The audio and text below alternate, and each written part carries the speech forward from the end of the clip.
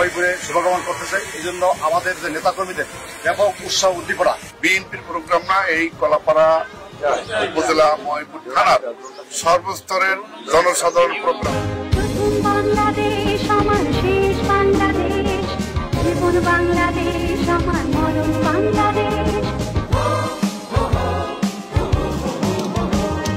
প্রথম বাংলাদেশ আমার শেষ বাংলাদেশ, জীবন বাংলাদেশ আমার মরণ বাংলাদেশ। প্রথম বাংলাদেশ আমার শেষ বাংলাদেশ, জীবন বাংলাদেশ আমার মরণ বাংলাদেশ। বাংলাদেশ বাংলাদেশ বাংলাদেশ, বাংলাদেশ বাংলাদেশ বাংলাদেশ। প্রথম বাংলাদেশ আমার শেষ বাংলাদেশ, জীবন বাংলাদেশ আমার মরণ বাংলাদেশ।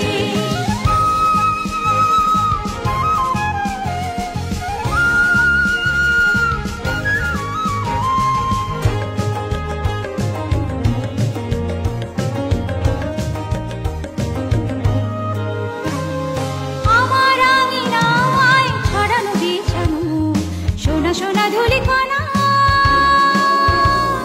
মাটির মমতায় ঘাস ফসলে সবুজের আলপনা।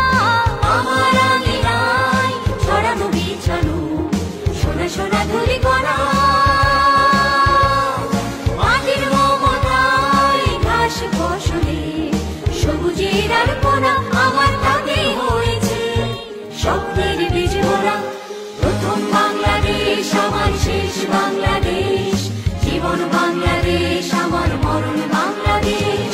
বাংলাদেশ বাংলাদেশ বাংলাদেশ, বাংলাদেশ বাংলাদেশ বাংলাদেশ।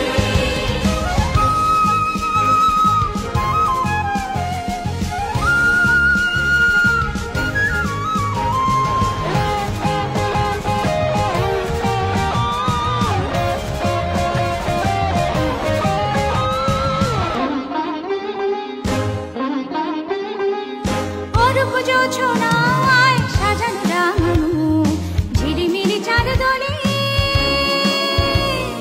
নিবিড় বন ছায় পিউ পাখিয়া হৃদয়ের দ্বার খোলে। অরূপ জোছনায় সাজানো রাঙানো ঝিলিমিলি চাঁদ দোলে,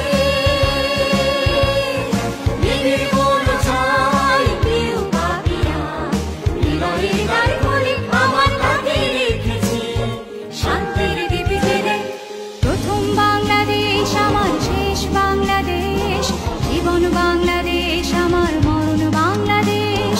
প্রথম বাংলাদেশ আমার শেষ বাংলাদেশ, জীবন বাংলাদেশ আমার মরণ বাংলাদেশ। বাংলাদেশ বাংলাদেশ বাংলাদেশ, বাংলাদেশ বাংলাদেশ বাংলাদেশ, বাংলাদেশ বাংলাদেশ বাংলাদেশ, বাংলাদেশ বাংলাদেশ বাংলাদেশ, বাংলাদেশ বাংলাদেশ বাংলাদেশ, বাংলাদেশ বাংলাদেশ বাংলাদেশ।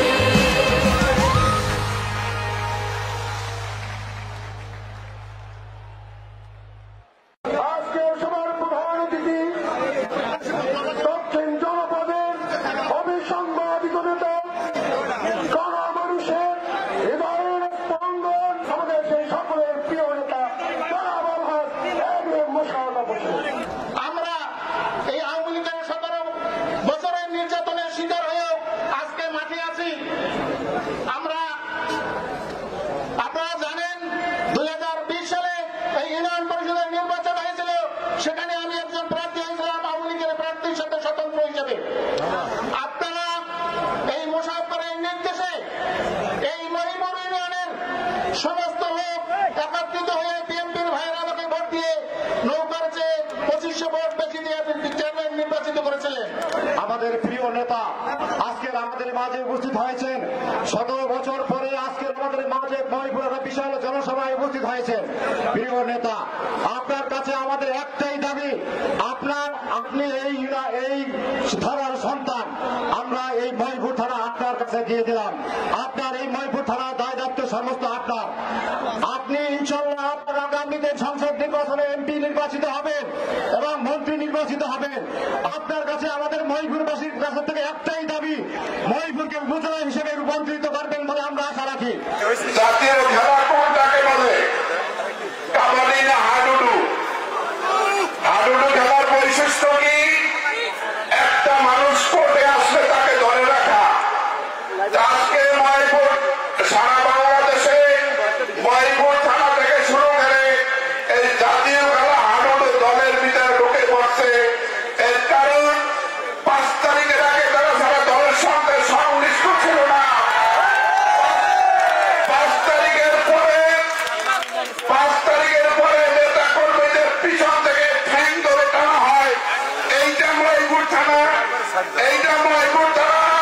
সহ্য করবে না।